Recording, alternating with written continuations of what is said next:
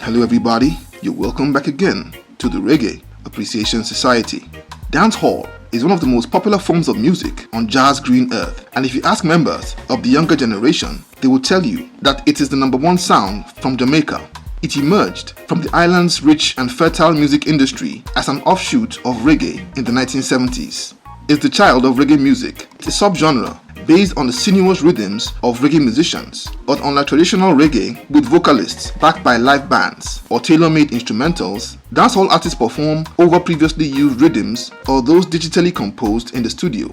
Though it took off in the 1970s, it owes its existence to the Jamaican sound system phenomenon that became part of the island's inner city culture by the 1950s. And by the 1980s, dancehall had been established as Jamaica's most ubiquitous sound, with icons like Yellowman, Shabaranks, Supercat, and others becoming global superstars, and it relegated Roots Reggae to second place in the hearts and minds of the new generation, who are massively drawn to its gritty realism and true stories of everyday life in the ghettos of Kingston. Reggae purists have over the years poured scorn on dancehall's focus on themes of sex, drugs, and violence, but it continues to thrive. But how did it all begin? Let's take a look at the rise and fall and the history of dancehall. As the name suggests, it got its name from the halls where dances were held in the inner city parts of Kingston from the 1950s. These dancehall events had music supplied by local sound systems, which were comprised of turntables, speakers, and amplifiers, all overseen by the selector or disc jockey, who played early forms of ska and R&B. The sound system phenomenon began in the 1940s in Kingston's humble neighborhoods. Not too many people could afford record players in their homes. Those who could would often set up their gear outside so their neighbors could come around, listen, have a dance, and a nice time. Eventually, some business-savvy people found that they could sell food or drinks at these gatherings, and with time, this commercial endeavor developed into sound system owners investing in more powerful equipment, renting halls, and charging people entrance fees. And whatever they paid was much cheaper than the price of entry to the expensive jazz dances held in uptown Kingston. And with time, these sound system events in downtown Kingston became even more popular and influential than radio stations. To keep the crowds energized and excited in between songs, the selector would speak in a rhythm into the microphone in a style of delivery called toasting. The first really big commercial sound system was formed in 1950 by a Chinese-Jamaican businessman named Tom Wong. And by 1952, his outfit, called Tom the Great Sebastian, challenged a rival sound system called Count Nick to a contest and won hands down in two different meetings. This was the first recorded sound clash. And apart from Tom Wong's powerful equipment, his most powerful weapon was his selector and one of the first toasters, who was named Winston Cooper, but better known by his stage name Count Machuki. Machuki's style was unbeatable, and he is regarded as the father of all dancehall DJs. And his incredible performances inspired many Kingston youth to become dancehall DJs themselves. And one of them was a 13-year-old boy named Ewart Beckford, who would sneak out of his mother's house just to watch Machuki on the microphone. This young lad, who would eventually become known as U-Roy, cut his teeth as a DJ on a sound system owned by his friend Dickie Wong. It was U-Roy who would eventually be the one to put dancehall on the map as a distinct art form. He went on to work for a sound system called Sir George the Atomic, then to Coxsone Downbeats, before moving to King Tubby's hi-fi sound system. His incredibly catchy style, complemented by his expert timing and witty lyrics, quickly got him noticed all over Kingston, and it was so good that despite DJs toasting being the exclusive preserve of sound systems and dance halls, U-Roy's brilliance began to give record producers new ideas, and he would be the first to do his thing on a record. In 1969, producer Keith Hudson, who at the time had a day job as a dental technician, took U-Roy to record at the Dynamic Sound Studios, where they made the first dancehall track recording named Dynamic Fashion Way, using an instrumental originally used for a Ken Boothe song. The next year, singer John Holt went to a dance and heard U-Roy toasting over a song which had been recorded for Duke Reid's Treasure Isle label.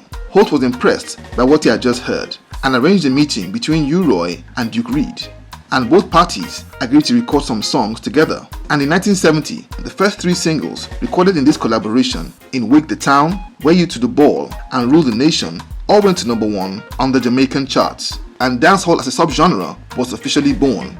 Being a success, it led to the floodgates being opened, and the likes of Dennis Al Capone and I-Roy would also join that train in the early 1970s. While U-Roy and his contemporaries were breaking dancehall into the record business, the sound system scene was exploding in popularity as more and more people in the ghettos flocked to these dances to hear their favorite DJs toast about racy topics like sex, ganja, or guns, themes that were snubbed and totally shunned by the Jamaican radio stations.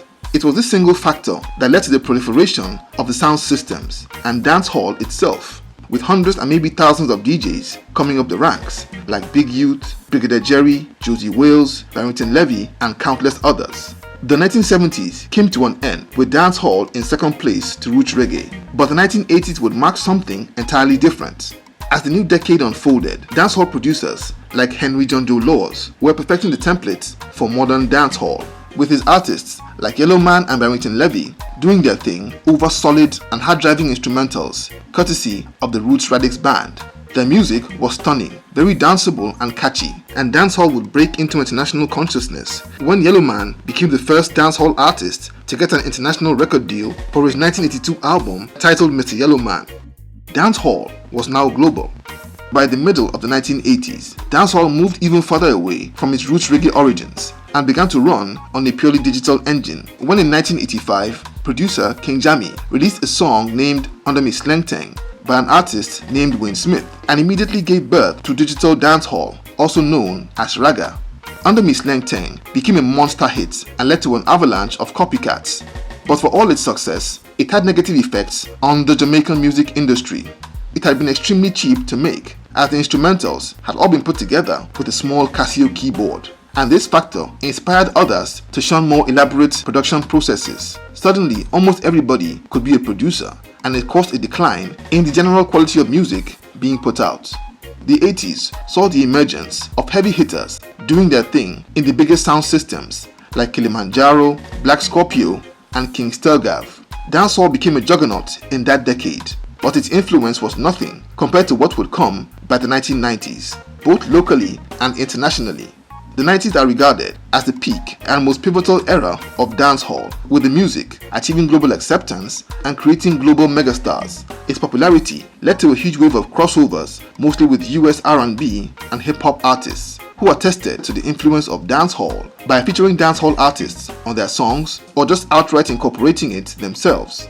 And by the new millennium, it had fully moved into global markets and pop culture, led by the likes of Sean Paul, who scored a global mega hit with his 2002 Dirty Rock album.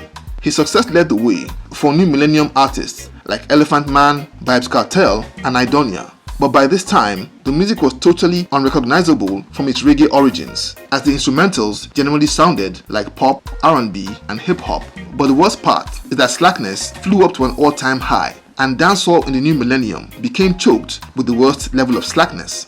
The 2000s incarnation of dancehall is considered to be the lowest point in its history by reggae purists and music commentators, as it seems to glorify society's worst vices, not to mention the atrocious and dangerous X-rated dance craze called daggering. Thank goodness, it was banned from being shown on Jamaican television. However, there are still glimpses of light in the murky sea of slackness in dancehall, with newer acts like Chronix and Protege, as well as veterans like Buju Banton, leading the charge to bring dancehall back to its more melodic and classier origins. There's no doubt that the current state of dancehall is a reflection of the larger problems in Jamaican society, but at the same time, there has to be a conscious effort to restore sanity to the music. And in the words of Buju Banton, dancehall doesn't have to be slack. So there you have it. Thank you for watching the video today. Please leave a like, subscribe, and until next time, God bless.